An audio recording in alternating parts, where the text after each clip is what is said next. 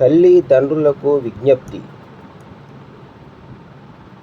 మార్కులు, ర్యాంకులు మాత్రమే జీవితం కాదు.